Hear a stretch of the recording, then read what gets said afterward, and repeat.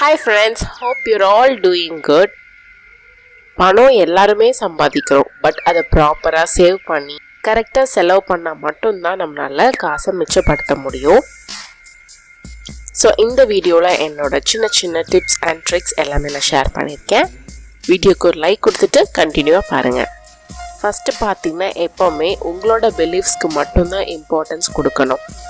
For example, Deepavali அன்னைக்கு கூடவா புது ட்ரெஸ் போட மாட்டேன், நோம்பி அன்னைக்கு நான்வெஜ் சாப்பிடாம எப்படி, இப்படி ஏதோ ஒன்று சொல்லுவாங்க. பட் என்னை பொறுத்த வரைக்கும் ஒரு தீபாவளிக்கு ட்ரெஸ் எடுக்கிறத விட அந்த இயருக்கு என்னோட ஒர்க்கை ஈஸியாக பண்ணி கொடுக்குற இல்லை எனர்ஜியை சேவ் பண்ணுற மாதிரியான அப்ளையன்சஸோ இல்லை ஒரு ஆர்கனைசர் வாங்குறதா எனக்கு ஒரு சந்தோஷம்.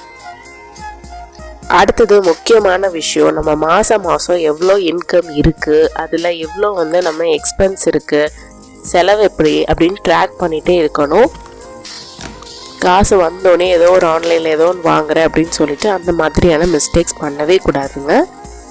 அடுத்த முக்கியமான விஷயம், நம்ம கிச்சனில் எப்படியெல்லாம் மணி சேவ் பண்ணுறதுங்கிறத பார்ப்போம். ஃபஸ்ட்டு ஒரு குக்வேர் வாங்குறீங்க அப்படின்னா அதில் மல்டி டாஸ்கிங் முடியுமான்னு பார்க்கணும். இப்போது நான் இந்த குக்கர் வாங்கினது ட்ரைப்ளை பேஸ் இருக்கனால இதை நான் ஒரு ஃப்ரை பேனாகவும் யூஸ் பண்ணிக்கலாம். மேலே குக்கரோட மூடி போடாமல் சாதா மூடி போட்டு மூடி வச்சு குழம்பும் வச்சுக்கலாம்.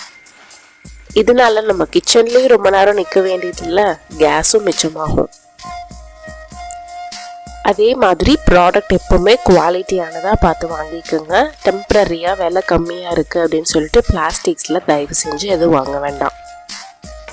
சரி, பொருள் எப்படி வாங்குறதுன்னு பார்த்துட்டோம். வாங்குறதுக்கு முன்னாடி ஒன்று யோசிக்கணுங்க, இந்த ப்ராடக்ட்டுக்கு ஆஃபர் இருந்தாலும் சரி இல்லைனாலும் சரி நம்ம வாங்குவோமான்னு பார்க்கணும். ஃபார் எக்ஸாம்பிள், இப்போ ஒரு அரிசி மூட்டை எடுத்து தானங்க ஆகணும், அதுக்காக விலை கம்மியாகணும் வெயிட்டாக பண்ணிகிட்ருக்கோம். ஸோ அதே மாதிரி தேவைப்படுற ப்ராடக்ட் மட்டும் வாங்கும்போது அதுக்கு டிஸ்கவுண்ட்ஸ் சேல் அப்போ இருக்கான்னு நல்லா கன்ஃபார்ம் பண்ணிவிட்டு வாங்கிக்கலாம். அடுத்தது நிறைய பேக்கப் வச்சுக்கிறதுங்க. எந்த ஒரு விஷயத்தில் பேண்ட்ரி ஆகட்டும் இல்லை நீங்கள் ஆர்கனைசர்ஸ் வாங்குறதாகட்டும் தேவையில்லாமல் நிறைய வாங்கவே வேண்டாம். இப்போ நான் ஸ்டோர் ரூமில் இந்த ஸ்டாண்டு வாங்கும்போது எல்லாரும் சொன்னது, ஸ்டாண்டே ஒரு இடத்த அடைச்சிட்ருக்க போது பார்த்து வாங்க அப்படின்னு தான் சொன்னாங்க. பட் எனக்கு நான் மைண்ட்ஃபுல்லாக தேவையான ப்ராடக்ட்ஸ் மட்டும்தான் வச்சுக்கணும். ஆல்ரெடி நான் டீக்ளட்டர் பண்ண ஸ்டார்ட் பண்ணிட்டேங்க. ஒரு பொருள் 1000 ரூபாய்க்குள்ளே தான் இருக்குது, அதை தேவைப்படும் போது கடையில் வாங்கிக்கலாம். அப்படிங்கும்போது அது தேவையில்லாமல் நம்ம ஸ்டோர் ரூமில் வச்சுட்டே இருந்தோம்னா டெய்லி அன்றாடம் நம்ம எடுக்கிற அத்தியாவசிய பொருள் வைக்கிறதுக்கும் இடம் இருக்காது. அதை நம்ம க்ளீன் பண்ணலாம்னு நினச்சாலே ஒரு மலை மாதிரி தெரியும். ஸோ ஒவ்வொரு வாட்டியும் நான் அடுக்கும்போது யூஸ் பண்ணுறது என்னென்னா, கண்ணை மூடி ஒரு செகண்ட் யோசிப்பேன், இது இல்லைன்னா நான் அந்த பொருளை மிஸ் பண்ணுவேனா இல்லையா அப்படின்னு தான். சப்போஸ் அது எனக்கு டவுட்டாக இருந்துச்சு, ஐயோ இதை ஏன்டா கொடுக்கணும் அப்படின்னு தோணுச்சுன்னா ஒரு 6 மாதத்துக்கு தூரமாக ஒரு டப்பாவில் போட்டு ஒரு ஓரமாக வச்சுருவேன். அதை நான் தேவையே படலை, போன 6 மாதத்துக்கும் நான் அதை எடுக்கலை, அடுத்த 6 மாதத்துக்கும் நான் எடுக்கவும் போகிறதில்ல அப்படின்னு எனக்கு கன்ஃபார்ம் ஆனதுக்கப்புறம் அதை டொனேட் பண்ணிடுவேன், இல்லைன்னா ட்ராஷில் போட்டுருவேன். அதை நான் டொனேட் பண்ணிடுவேன், இல்லைன்னா ரீசைக்கிள் பண்ணிடுவேன். அடுத்த முக்கியமான விஷயம், திங்ஸை எப்பப்போ ரீப்ளேஸ் பண்ணணும்னு நீங்கள் நல்லா புரிஞ்சுக்கணும். ஃபார் எக்ஸாம்பிள், ஒரு டிவி என்டர்டெயின்மெண்ட் பர்பஸ்க்காக தான் நம்மளே யூஸ் பண்ணுறோம். அதை சும்மா 4 வருஷத்துக்கு ஒருக்கா இந்த இன்ச் வாங்குறேன் அந்த இன்ச் வாங்குறேன்னு தேவையெல்லாம் வாங்கணுங்கிற அவசியம் இல்லை. பட் அதே ஒரு வாட்டர் பியூரிஃபையர் பார்த்தீங்கன்னா, நாங்கள் பழசை வச்சுருந்தது ஒரு டிடிஎஸ் ரொம்பவே கம்மியாக இருந்துச்சு, அதில் ஒரு மினரல்ஸுமே இல்லை அப்படின்னு சொல்லி கேள்விப்பட்டோம். அதே மாதிரி இது உங்களுக்கு ஃப்யூச்சரில் ஜாயிண்ட் பெயின் வரலாம், எலும்பு சம்மந்தப்பட்ட பிரச்சனை வரலாம். ஏன்னா எசென்ஷியல் மினரல்ஸ் உங்களுக்கு வாட்டர்லேருந்து கிடைக்கணும், பட் அதையுமே அதை ஃபில்டர் பண்ணி தான் கொடுத்துட்டு இருந்துச்சு. ஸோ 6 லிட்டர்ஸ் கெப்பாசிட்டி இருக்க அக்வா கார்டில் ஷியோர் டிலைட் மாடல் வாங்கியிருக்கோம். இது போர்வெல், முனிசிபல் வாட்டர் எல்லாத்தையுமே உங்களுக்கு ஃபில்டர் பண்ணி கொடுக்கும். இந்த ப்ராடக்டோட டீட்டெயில் கீழே டிஸ்கிரிப்ஷன் பாக்ஸில் இருக்குது. அண்ட் ப்ரெஷர் குக்கர் பற்றியும் பேச நான் மறந்துட்டேன். இது 3.5 லிட்டர்ஸ் கெப்பாசிட்டி இருக்க ப்ரெஷர் குக்கர் ப்ரெஸ்டீஜ் பிராண்டில் வாங்கியிருந்தேன். இந்த ப்ராடக்டோட லிங்க்கும் கீழே இருக்குது. உங்களுக்கு தேவைப்பட்டால் அந்த ப்ராடக்ட் செக் பண்ணி டிஸ்கிரிப்ஷன் பாக்ஸில் ரீட் பண்ணிக்கலாம்.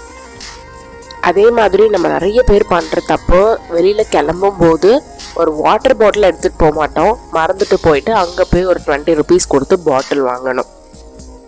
ஒன்று வந்து காசும் வேஸ்ட்டு, நம்பர் 2 நிறைய டூப்ளிகேட்ஸ் வந்துருச்சு. அதை வந்து பார்த்திங்கன்னா ப்ராப்பராக வந்து பியூரிஃபை பண்ணுறாங்களா என்னங்கிறதே நமக்கு தெரிய மாட்டேங்குது. ஸோ இந்த மாதிரி கண்ட இடத்துல தண்ணி குடிக்கிறத அவாய்ட் பண்ணணுன்னா நீங்களே தண்ணி எடுத்துகிட்டு போகும்போது உங்களுக்கு தொண்டை வலி, கோல்டு பிரச்சனை இதுவுமே அவாய்ட் பண்ணிக்கலாம். நெக்ஸ்ட்டு வந்துட்டு கூலிங் டைல்ஸ் வந்து எல்லோரும் சில்னஸ்க்காக யூஸ் பண்ணுறாங்க. பட் நான் வந்து இது வந்து ஒரு என்விரான்மெண்ட் ஃப்ரெண்ட்லியாக பார்க்குறேன். எப்படி இது வந்து பூமிக்கு நல்லது அப்படின்னா, பூமி வெப்பமாகுதலேருந்து தடுக்குது. ஃபஸ்ட்டு ஏசி போடுவோம் இல்லையா வெயில் காலத்தப்போ, தேவையில்லாமல் காலையிலையும் போடணும், மத்தியானம் போடணும், நைட்டும் போடணும். இதிலிருந்து குளோரோ கார்பன் அப்படின்னு ஒரு கேஸ் வெளியில் வருது. இதை நம்ம அவாய்ட் பண்ணோம்னா இந்த மாதிரி கூலிங் டைல்ஸ் மேலே இன்ஸ்டால் பண்ணும்போது உங்களுக்கு என்விரான்மெண்ட் ஃப்ரெண்ட்லியாகவும் இருக்கும், பட்ஜெட் ஃப்ரெண்ட்லி. கண்டிப்பாக கரண்ட் செலவு மிச்சமாகுதுங்க. நாங்கள் ரீசெண்டாக தான் இன்ஸ்டால் பண்ணணும். கூலிங் டைல்ஸ் போட்டிருக்க ரூமில் இருந்து வெளியில் போடாத ரூமுக்கு ஸ்டெப் எடுத்து வைக்கும் போதே என்னால் அந்த ஒரு ஹீட் வந்து ரியலைஸ் பண்ண முடியுது. இது வந்து ஜான்சன் பிராண்டில் எடுத்திருக்கோம். நீங்களும் நல்ல குவாலிட்டியான கூலிங் டைல்ஸ் போட்டுருங்க. இப்போ வந்து கட்டடெல்லாம் கட்டும் போதே மேலே வந்து கூலிங் டைல்ஸ் போட்டுறாங்க.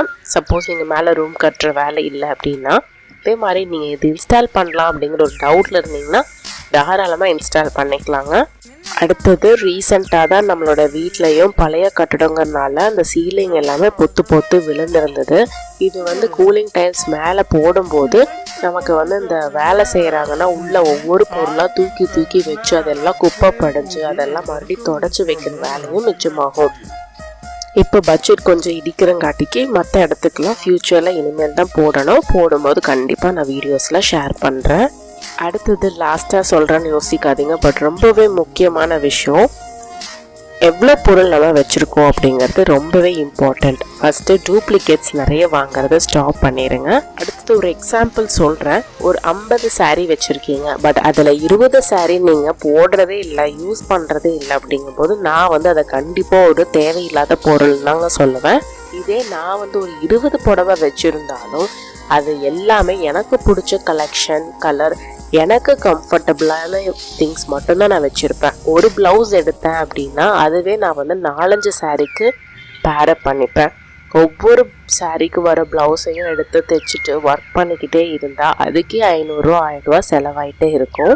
அடுத்தவங்க பார்க்குறவங்க கேட்டுகிட்டே தான் இருப்பாங்க, இதோட செட்டு போட்டினா அழகாக இருக்கும் அப்படின்னு தான் சொல்லுவாங்க. பட் அவங்க அந்த ஒரு செகண்ட் மறந்துட்டு போயிடுவாங்க. பட் என்னோட காசு செலவாகுதுங்கிறத நான் ப்ரையாரிட்டி பார்ப்பேன்.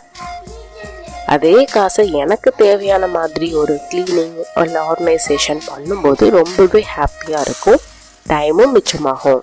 ஓகே ஃப்ரெண்ட்ஸ், நீங்கள் எல்லாமே 1 pot ரெசிபி ஷார்ட்ஸ் பார்த்துட்டு அரிசி பருப்பு சாப்பாடு டீட்டெயில்டாக கேட்டிருந்தீங்க. ஒரு மீடியம் சைஸ் டம்ளரில் தட்டைப்பருப்பு, மஞ்சள் பாசிப்பருப்பு, துவரம் பருப்பு இது 3மே வந்து கலந்து 1 டம்ளர் ஆகிற மாதிரி ஈக்குவல் ப்ரப்போர்ஷனில் எடுத்துக்கலாம். நீங்கள் வெறும் துவரம் பருப்பு மட்டுமே 1 டம்ளர் போட்டு பண்ணிக்கலாம். பட் கலவையாக போடும்போது ஃப்ளேவர் நல்லாயிருக்கும். இதை நைட்டே வாஷ் பண்ணி ஃப்ரிட்ஜில் ஊற வச்சுட்டேன். குக்கரில் கொஞ்சமாக எண்ணெய் விட்டு பட்டை, கிராம்பு, கடுகு போட்டு பொரிஞ்சதும் 1 கை அளவுக்கு சின்ன வெங்காயம், 2-3 பச்சை மிளகா, கொஞ்சமாக கருவேப்பிலை சேர்த்துக்கோங்க. நம்ம 3 டம்ளர் அரிசி எடுத்துருக்கோங்க, அதனால் 3 மீடியம் சைஸ் தக்காளியை நீல வாக்கில் அரைஞ்சி அதுவும் சேர்த்து வணக்கிக்கலாம். இது வணங்குற கேப்பில் 1 டீஸ்பூன் சீரகம், சோம்பு, 1/2 டீஸ்பூன் அளவுக்கு மிளகு, 1 கட்டி பூண்டு, 1 இன்ச் அளவுக்கு இஞ்சி சேர்த்து கொரவரப்பு அரைச்சி எடுத்துக்கோங்க. இது தக்காளி கூட சேர்த்து தேவையான அளவு மஞ்சத்தூள், உப்பு, 3 டம்ளர் அரிசி, 1 டம்ளர் பருப்பு எடுத்துருக்கோம். அதுக்கு கரெக்டாக 8 டம்ளர் அளவுக்கு தண்ணி அளந்து விட்டுக்கலாம். தண்ணி நல்லா கொதிச்சோன்னே தான் நம்ம ஊற வச்ச அரிசியும் பருப்பும் போடணும். அரிசியை போட்டதுக்கப்புறம் மீடியம் ஃப்ளேமில் அடுப்பை வச்சு அரிசியும் தண்ணியும் ஒரே லெவல் வர வரைக்கும் வெயிட் பண்ணணும். இந்த ஸ்டேஜில் அடுப்பை நல்லா கடைசியில் லோ ஃப்ளேமில் வச்சு விட்டுருங்க. மேலே குக்கர் மூடி போட்டு வெயிட் போட்டுட்டு விசில் வந்தாலும் வராட்டியும் 10 நிமிஷம் கழிச்சு ஆஃப் பண்ணி சர்வ் பண்ணலாம். ஓகே ஃப்ரெண்ட்ஸ், நம்ம வீடியோவோட எண்டுக்கு வந்துட்டோம். இந்த வீடியோ உங்களுக்கு இன்ட்ரெஸ்டிங்காக இருக்கும்னு நினைக்கிறேன். நாளைக்கு அப்லோட் பண்ணுற ஷார்ட்ஸில் என்ன மினி விலாக்னு யோசிச்சுட்டே இருங்க. Take care, bye bye.